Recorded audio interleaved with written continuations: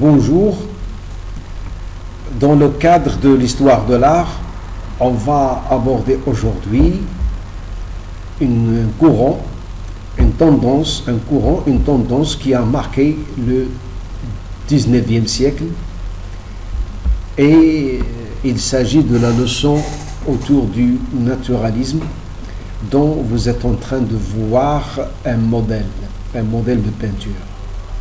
Qu'est-ce que c'est que le naturalisme? C'est un mouvement littéraire artistique. Donc il a englobé aussi bien la littérature, le roman, tout ça, que la peinture. Et il est apparu en Occident au 19e siècle, en particulier à la fin du 19e siècle. La particularité de ce mouvement, c'est qu'il tentait d'introduire les sciences humaines et l'expérimentation. Ce sont deux notions importantes et on va les illustrer tout à l'heure. Le roman, l'un des pionniers de ce courant, de cette tendance, est Émile Zola. Émile Zola, un écrivain très connu, il avait publié des romans qui sont actuellement enseignés dans le secondaire, tels que Germinal, mais il est célèbre parce qu'il avait défendu une cause, celle de Dreyfus. C'était un soldat qui devait être condamné par l'armée française, mais finalement c'est Émile Zola qui avait pris sa défense à travers une lettre intitulée J'accuse, qu'on va voir tout à l'heure. Donc voilà, Émile Zola est le modèle et le représentant de ce courant au niveau artistique. Et pour lui, il faut tenir compte un petit peu de ce qui se passe dans le monde actuel, c'est-à-dire de cette époque, qui avait connu le développement des sciences humaines comme le développement des techniques. Il est l'auteur d'un roman assez célèbre qui s'appelle le roman expérimental. Comme son nom l'indique, le roman fait référence à l'expérimentation, c'est-à-dire un facteur déterminant dans les sciences humaines et les sciences exactes en général. Voilà, le roman expérimental est une œuvre très importante écrite par Émile Zola. Elle a été réédite à plusieurs reprises d'une manière régulière au fil des années parce que, compte tenu de l'importance de cette œuvre. Et comme je l'ai dit tout à l'heure, au même moment se développait autour de ce courant le développement scientifique, tel que les expériences menées par Charles Darwin, que vous connaissez certainement. Charles Darwin qui a remis en cause un petit peu les origines de l'homme. Et pour Émile Zola, les romans doivent quand même tenir compte de ce qui se passe autour du romancier. Comme à la même période avait connu le développement de la photographie, sachant qu'à partir de 1826, on a commencé à esquisser un petit peu la technique photographique. La technique photographique qui va beaucoup aider pour les peintres pour qu'ils développent un petit peu leurs œuvres. Donc, il y a d'un côté les recherches scientifiques telles que menées par Charles Darwin, mais de l'autre côté, il y a aussi le développement technique tel que la photographie qui va se développer jusqu'à devenir du cinéma par la suite.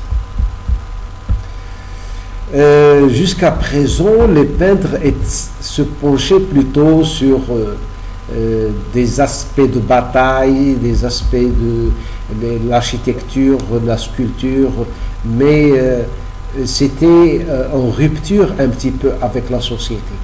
Tout ce qui se passait au niveau de l'Église, tout ce qui se passait au niveau des conquêtes, n'engageait pas directement la société et les peuples. Par contre, avec l'arrivée du naturalisme, on va s'intéresser davantage à ce qui se passe dans la société. Vous voyez par exemple un tableau précédent, on ne voit que les scènes de bataille, les conquêtes, ce qui est en rupture avec ce qui se passe dans la société.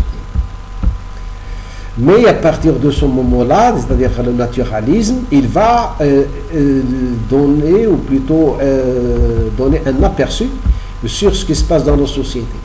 On ne va pas s'intéresser seulement au palais, mais il faut voir ce qui se passe au niveau de la paysannerie et le monde ouvrier. Vous êtes en train de voir un tableau expressif et représentant le naturalisme. Et on voit des femmes dans un champ de travail, au lieu que ce soit un champ de bataille, cette fois-ci c'est un champ de travail. Donc l'une des particularités du naturalisme, c'est de s'intéresser aux personnes de modestes conditions comme à leur travail. Par exemple, les paysans et la paysannerie. Ce sont des tableaux très beaux et c'est une véritable découverte. Désormais, les peintres sont incités à se penser davantage sur les préoccupations et les occupations quotidiennes des gens. Voilà, par exemple, les gens de modestes conditions, c'est des gens généralement pauvres qui sont en pleine besogne. C'est cette tâche, ce travail qu'il va falloir reproduire au niveau de la peinture. Tel était l'intérêt porté par les naturalistes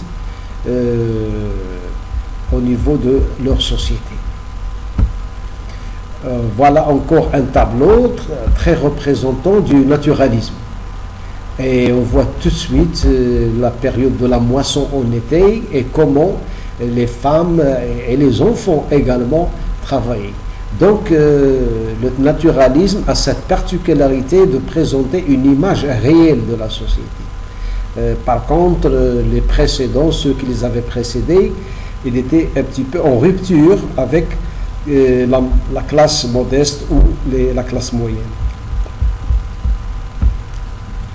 On s'intéressait à la vie des gens dans tous ces aspects.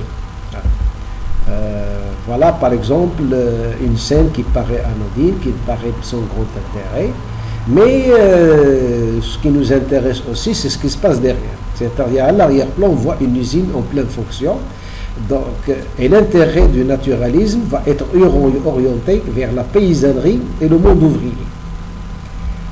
Tel qu'on va le voir maintenant, voilà par exemple deux ouvriers des mines qui sont là avec leur tenue de travail. Ils sont au repos, ils tiennent déjà un outil de travail, la lampe, mais derrière il y a une fonderie, il y a une sorte de cheminée en pleine fonction. On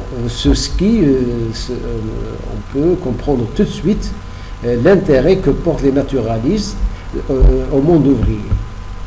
Le monde ouvrier a été l'objet d'un roman très célèbre d'Émile Zola, un véritable défenseur au niveau littéraire du naturalisme. Il avait écrit Germinal. Germinal, qu'est-ce que c'est? Il s'intéresse à la vie des miniers, ou plutôt des mineurs. Mineurs, c'est-à-dire les personnes qui travaillent dans les mines.